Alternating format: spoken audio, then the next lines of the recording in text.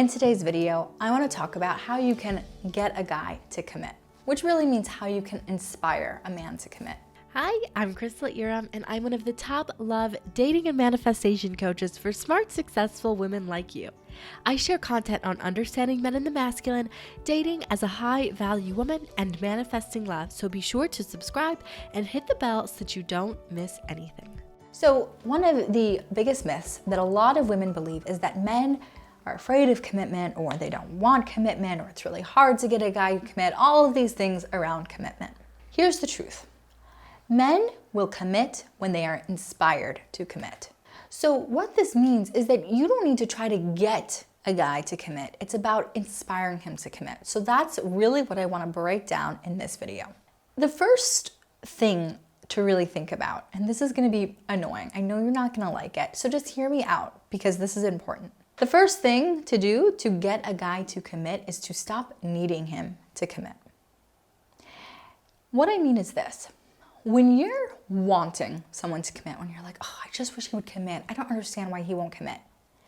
The energy is an energy of lack. It's an energy of scarcity. You're basically putting out this energy that says, I don't believe that he will commit. I don't know how to get him to commit. I don't think I'm ever going to get what I want. And it's keeping the thing that you desire away from you. It's pushing it away from you, in fact. You want to shift your energy. You want to pull your energy and pull your power back to yourself and shift into the feeling of what it would be like if you already had the thing that you wanted. How would you feel if he were already committed to you? What would that feel like, right? Would you feel stressed and needy and anxious and doubtful and worried and confused and overwhelmed? Or would you feel at ease and calm and joyful and happy and fun and light and peaceful? You want to bring in those feelings. You want to bring in whatever feelings you would have if you already had the thing that you wanted. When you stop needing it from someone else and you can bring those feelings into your experience right now, it gets to be this or something better, right? So regardless of whether it's meant to be him or it's going to be someone else, the method is the same. You want to actually do the same thing. Doesn't matter, right? Like, you get to bring in those feelings and shift your experience so you can actually get what you want. Take the focus off of, I don't know how to get him to commit, and make it, what would I feel like if I were already in the committed relationship I want? What would I feel like if he was showing up for me? How would I feel to know that I am totally cherished, completely adored, fully taken care of, right? How would that feel? When we're talking about manifestation, that's really the work. Shifting out of the focus on the circumstances and shifting into the feeling of the thing that you actually desire to bring into your experience. It sounds simple because it is simple, but what it takes is consistency and practice and effort, because it's not what we're used to. We are so used to looking at our circumstances and then basing our feelings off of what we're seeing in our circumstances, regardless of whether we want more of our current circumstances or not. If you want to manifest, you can't do that. You don't just get to look at your circumstances, right? Like, manifestation is about being creative. It's not about just reacting, which is really what you're doing when you're saying, I don't see what I want in front of me. You're reacting. You're looking, you're frustrated, you're disappointed, and you're reacting.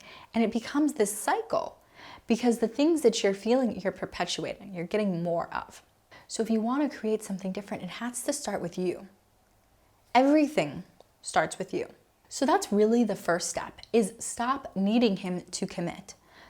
Shift into the feeling of what it would be like if he were already committed. The other thing that you really want to do is to know your standards and stand by them.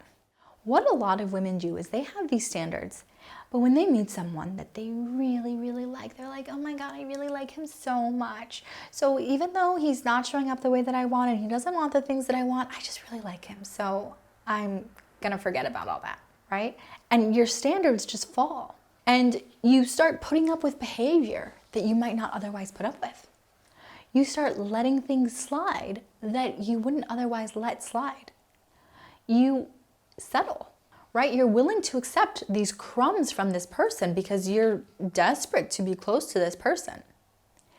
But the problem is that by doing that, you're basically eliminating the possibility of him feeling inspired to commit to you. If you're settling for crumbs, then he has no impetus to step up, right? He doesn't have to do anything. You're accepting his bottom of the barrel behavior. So that's what you're gonna get. And the other problem is that you're sending a terrible message to him, to yourself, and to the universe, right? To him, you're saying, I will accept these very minimum level behaviors, right? Like, I will accept this subpar treatment. Him, being a man, and men being judicious with their resources, is going to say, if this is all that I'm required to do, this is all that I'm going to do. And he's going to put in less and less effort. And that's fine, but he will never be galvanized or inspired to commit to you when he's putting in this absolute bare minimum effort. You're sending this signal to the universe that says, I don't really need that much. Yes, I'm saying I want this bigger thing, but I am willing to settle for this bare minimum. And the universe is going to do the same thing as the man. It's like, oh, if that's all you need, then fine. Like, you've got it. No problem. Right? There's no reason for more to come to you. And it's sending a signal to yourself that is saying, I'm not worthy of what I truly desire. And there's no way for you to feel good when that is what you are believing. And the reason that you can't feel good is because you're out of alignment with your highest self and with the truth of who you are. Because the truth of who you are is that you are immensely worthy. And you are worthy just for existing. You are already enough as you are. You are this incredible, valuable, worthy person. And your highest self, your soul, knows that. But when you're acting in a way that says, I don't have much value, I have this low esteem of my being, you're out of alignment with what your soul knows. So your soul's like, what are you doing? You're the most amazing being that's ever existed. You're a gift to the world. You're so deeply worthy, right? Your soul knows this, but you're acting like it's not true. There's a misalignment there and it's gonna feel terrible. You're acting out of alignment with the truth of who you are. You're going to start looking for evidence to further support that, right? And you're going to further erode your own self-esteem. So don't do that, okay? It's just bad all around. Don't do that. You can absolutely have better, and you deserve better, and you're worthy of better, but you go first. You're the one that has to set the standards, that has to set the boundary. So what this means is that you get to know, this is what I stand for. This is what I will or will not accept. And if someone doesn't desire or is not able to meet me there, that is totally fine. I can let him go knowing that I can always have more and better. And it doesn't mean there's anything wrong with him. It doesn't mean that he's bad. It doesn't mean that he's done some terrible thing. It just means that's not my person. And I get to let him go with love and light so that I can keep going to find my person. When that's the energy that you're operating with, then there's no like getting him to commit, right? Because you're living your best life. You're out there dating and having fun and spending time with your friends and doing the things that light you up and make your life better. And he should be so lucky to get to be a more permanent part of it, right? Like, that's the attitude. And when that's the way that you're operating, of course he's going to want to commit. He's going to be so inspired to commit. He's going to say, look at this amazing woman. She is bringing so much value to my life. I have so much fun when I'm around her. I can't stop thinking about her. She makes me feel so good. She brings out the best in me. She makes me feel like more of a man. She makes me feel more alive. Obviously, I'm going to want to be closer with her. I'm going to want to commit to her. I'm going to want to go deeper. When you do these things to inspire a man to commitment, it's just like the logical progression. It's the logical next step. And you get to release all of the neediness and the sense of getting and a fear of lack, because you can know that it's always this or something better. There's always more available for you. I hope you absolutely love this video, and I want you to tell me, what do you do that inspires men to commit? What is like the go-to thing that you know always just makes you feel really good and inspires men to commit to you. Before I end this video, I just want to let you know I do have an incredible free workshop available for you.